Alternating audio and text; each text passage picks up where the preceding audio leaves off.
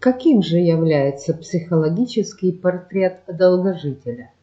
В чем заключаются его характеристики? Рассмотрим в этом выпуске. Здравствуйте! Добро пожаловать на канал «Радость здорового долголетия». Для начала уточним, что свойственно долгожителям.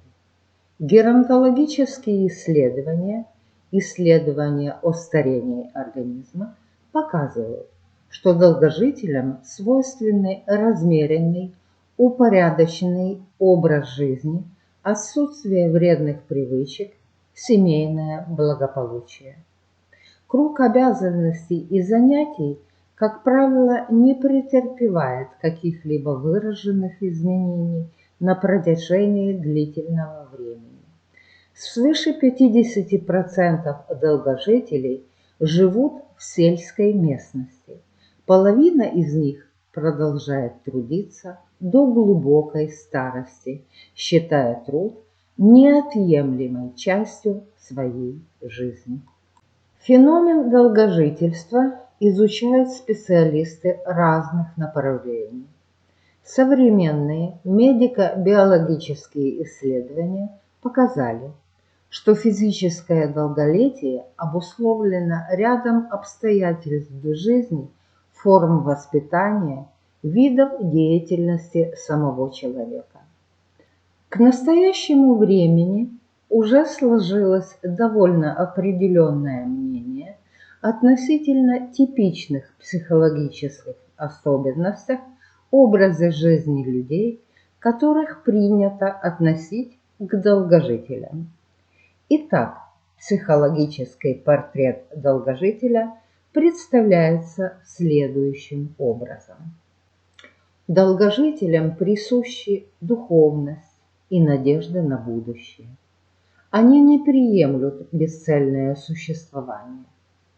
В их характерологическом статусе особенно заметны уравновешенность, несуетливость, неленость, доброжелательность. Для эмоциональной сферы типичны жизнерадостность, довольно быстрое восстановление настроения после неприятностей и психических потрясений, веселый нрав, оптимизм, чувство юмора, спокойный взгляд на события и проблемы, душевное равновесие. Избегание сильных волнений, страстей, отсутствие сердитости, переживаний злобы, гнева, зависти. В мыслительной деятельности долгожителей доминирует рассудительность, осторожность, жизненная мудрость, интеллектуальная и творческая активность, уход от мрачных мыслей. Они склонны забывать плохое, прощать обиды, не держать их в памяти.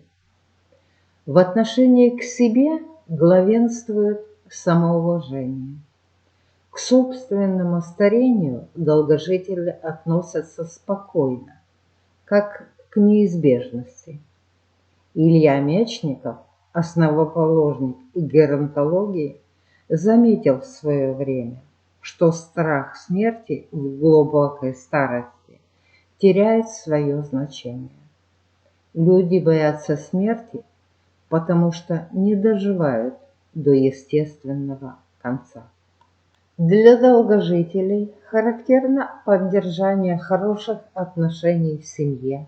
Они внимательны к окружающим и стараются избавиться от причин возможных конфликтов с родственниками, детьми, соседями. Долгожители предпочитают не плыть по течению, а управлять собой и своей жизнью. Им не чужда забота о своем здоровье. В их поведении особую роль приобретает предвосхищающий самоконтроль.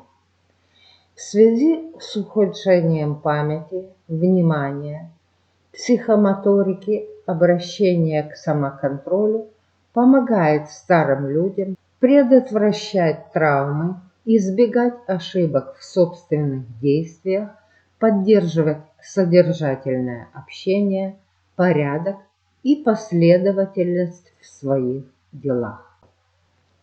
Долгожители достаточно активны для своего возраста, предпочитая безделью постоянную занятость, участие в благотворительной деятельности. Соблюдая порядок и последовательность в своих делах, они не позволяют себе работать на износ.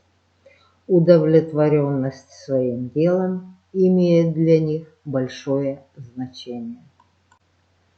По образу жизни и среде обитания долгожители являются близкой к идеальной моделью человека, к которой должны стремиться все люди.